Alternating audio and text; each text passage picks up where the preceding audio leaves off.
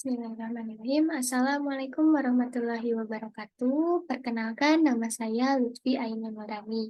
Saya adalah mahasiswa PPG Prajabatan Universitas Pasundan, Gelombang 2. Di sini saya akan menjelaskan hasil jurnal refleksi saya terhadap mata kuliah teknologi baru dalam pengajaran dan pembelajaran. Di sini langsung saja ke review pengalaman belajar. Mata kuliah ini adalah hal baru bagi saya.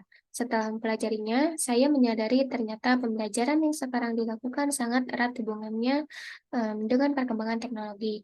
Guru yang melek dengan perkembangan teknologi akan mengintegrasikan fenomena ini pada proses pembelajaran, sehingga peserta didik mengikuti pembelajaran dengan maksimal dan sesuai dengan kebutuhan mereka yang lahir di tengah perkembangan teknologi.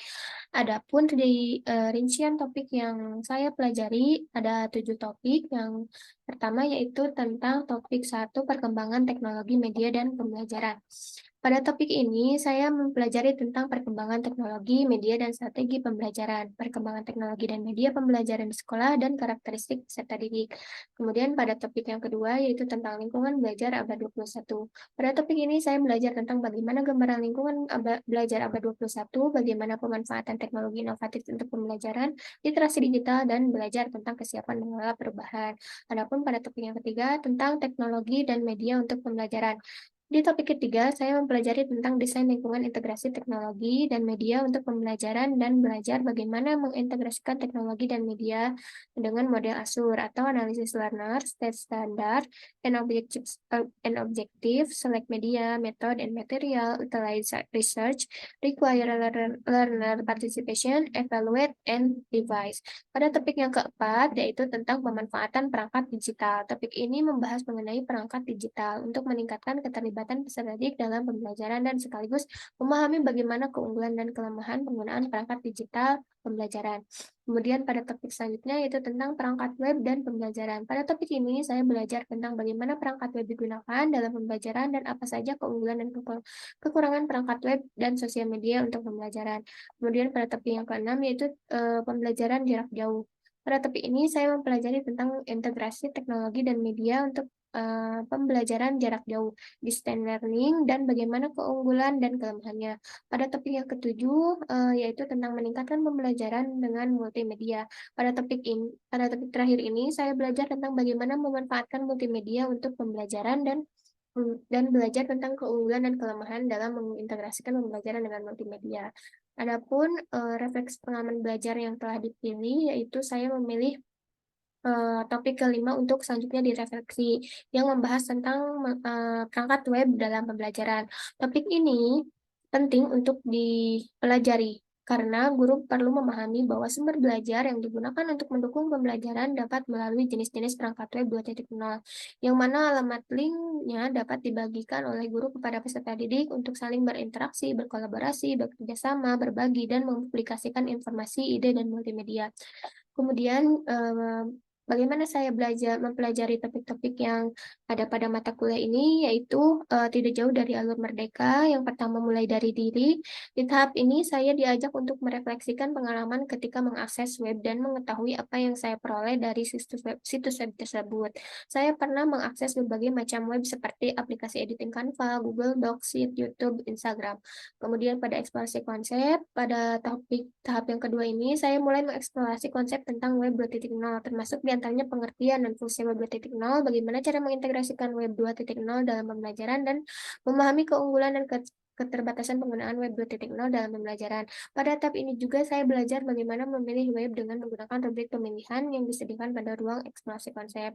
Kemudian pada tahap ruang kolaborasi, di sini saya diajak untuk berdiskusi dengan rekan satu kelompok membahas tentang fungsi web dan pembelajaran dalam pembelajaran, strategi pengintegrasian sumber belajar web 2.0 dalam pembelajaran, serta pemanfaatan sosial media untuk pembelajaran. Pada tahap D, saya hanya menjawab pertanyaan yang telah disediakan tentang apa saja contoh aplikasi web 2.0 yang dapat digunakan pada proses pembelajaran. Pada tahap selanjutnya yaitu tentang elaborasi pemahaman. Di tahap ini, saya dan rekan satu kelompok diberikan tugas untuk menganalisis salah satu bentuk web dalam pembelajaran. Saya dan rekan satu kelompok sepakat menganalisis kanal YouTube yang menyediakan video-video pembelajaran. Kemudian pada koneksi antar materi, di sini saya ditugaskan untuk mencari web jejaring sosial yang ada kaitannya dengan media pembelajaran pada tahap pembelajaran tertentu. Di sini saya memilih bentuk web berupa YouTube. Dan pada tahap terakhir, saya ditugaskan untuk membuat salah satu bentuk web 2.0 yang dapat diintegrasikan pada pembelajaran. Di sini saya memberikan link akses pada akun YouTube yang telah saya buat sebelumnya. Kemudian bagaimana strategi saya mempelajari topik ini, yaitu pernah saya integrasikan pada saat PPL, yakni dengan memberikan link akses kepada peserta didik untuk dipelajari di rumah sebelum praktik mengajar dilakukan. Selain itu, saya berikan link web yang dapat dipelajari peserta didik di rumah setelah praktik pembelajaran selesai. Hal ini berguna untuk menguatkan materi yang telah dipelajari di kelas sebelumnya. Strategi ini penting diterapkan agar topik yang telah saya pelajari ini dapat bermakna bagi diri saya sendiri dan bermanfaat untuk mendukung proses pembelajaran pada saat praktik mengajar di sekolah PPL. Analisis artefak pembelajaran yang dikumpulkan pada topik ini antara lain tagihan tugas seperti respon terhadap pertanyaan refleksi, lembar hasil analisis terhadap salah satu bentuk web, analisis terhadap salah satu bentuk web yang bermanfaat bagi sebagai media pembelajaran, dan tagihan tugas berupa pembuatan web. Kemudian, analisis saya, menurut saya, bentuk artefak yang telah dikumpulkan ini cukup bermanfaat bagi saya agar dalam proses memahami materi tentang Web 2.0 ini dapat diserap dengan maksimal, mulai dari respon terhadap pertanyaan refleksi sampai menganalisis jenis web orang lain hingga akhirnya menghasilkan jenis web sendiri untuk dikembangkan menjadi media pembelajaran. Dan ini adalah link akses yang saya cantumkan untuk melihat kumpulan artefak pembelajaran. Kemudian pembelajaran bermakna atau good practice, praktik baik yang telah dilakukan berkenaan dengan materi pemanfaatan web dalam pembelajaran ini pernah saya terapkan pada saat praktik mengajar di sekolah PPL. Perkembangan teknologi dan sosial media saya dihadirkan pada saat melakukan praktik mengajar. Saya memanfaatkan jenis web seperti aplikasi editing Canva untuk menjadikan tampilan PowerPoint. Selain itu, saya menggunakan berbagai jenis kanal YouTube yang mendukung dan relevan dengan materi yang akan dipelajari di kelas. Tidak lupa saya bagikan link akses materi yang akan atau telah dipelajari kepada peserta didik melalui bantuan guru pamong dan guru wali kelas.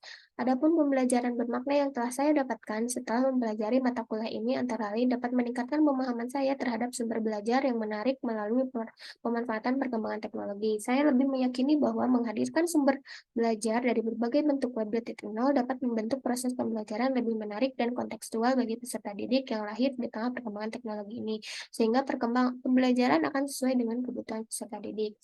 Adapun eh, adapun selanjutnya yaitu tentang membahas mengenai apa saja artefak pembelajaran yang saya kumpulkan pada topik kelima ini.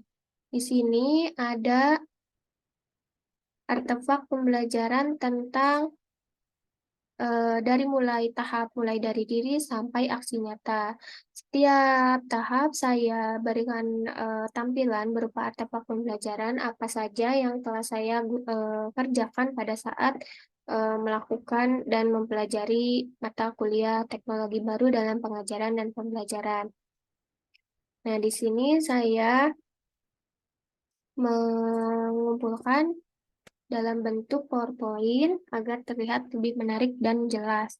Nah, di sini adalah artefak pembelajaran teknologi baru dalam pengajaran dan pembelajaran. Nah, dimulai dari diri ini, saya tampilkan respon saya terhadap pertanyaan refleksi. Nah, analisisnya, jawaban terhadap pertanyaan refleksi ini berguna untuk memantik pemahaman saya terhadap materi jenis web 2.0 yang pernah saya gunakan. Kemudian pada eksplorasi konsep, inilah artefak pembelajarannya, yaitu berupa rubrik pemilih sumber daya web 2.0.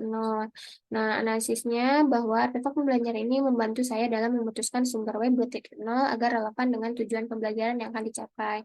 Kemudian pada ruang kolaborasi, inilah hasil diskusi saya pada ruang forum diskusi. Nah, di sini saya mendiskusikan dengan rekan satu kelompok untuk mendiskusikan fungsi web dalam pembelajaran. Nah, di sini hal ini adalah upaya saya dan rekan satu kelompok untuk memenuhi tuntutan tugas berupa hasil diskusi tentang fungsi web 2.0 untuk pembelajaran. Kemudian ini pada tahap demonstrasi kontekstual, inilah jawaban atau respon saya terhadap pertanyaan yang telah disediakan. Sebenarnya ada beberapa pertanyaan, namun yang tercapture hanya 2 pertanyaan. Nah, analisisnya yaitu bermanfaat untuk mendalami materi tentang web 2.0 dan pemanfaatannya dalam proses pembelajaran. Jadi di sini itu membahas tentang apa saja contoh aplikasi atau bentuk-bentuk web 2.0 dari berbagai sisi yang dapat digunakan sebagai sumber belajar. Kemudian pada elaborasi pemahaman di sini saya capture bahwa hasil atau pembelajarannya itu hasil analisis terhadap kanal YouTube Cipta Sintarani yang menyediakan berbagai video pembelajaran. Nah, bentuk penugasan ini bermanfaat bagi saya dan rekan satu kelompok untuk memilih sumber belajar yang berasal dari web 2.0 yang dapat dipertimbangkan dari aspek kelebihan dan kekurangannya. Kemudian pada koneksi antar materi, inilah masih sama hasil analisis terhadap kanal YouTube, salah satu kanal YouTube di YouTube, yaitu tentang kaitannya dengan mata pelajaran PAI dan Budi Pekerti. Kemudian jenis artefak ini analisisnya bermanfaat untuk meningkatkan kemampuan memilih sumber belajar yang relevan dengan topik atau materi yang akan diajarkan di kelas. Kemudian pada aksi nyata yang terakhir di sini saya dituntut untuk membuat sebuah salah satu bentuk web 2.0 yaitu saya berikan channel YouTube akun saya sendiri. Nah, di sini adalah tampilan channel YouTube saya sendiri, yaitu ada beberapa video pembelajaran yang relevan mungkin nanti akan digunakan oleh guru-guru di sosial media.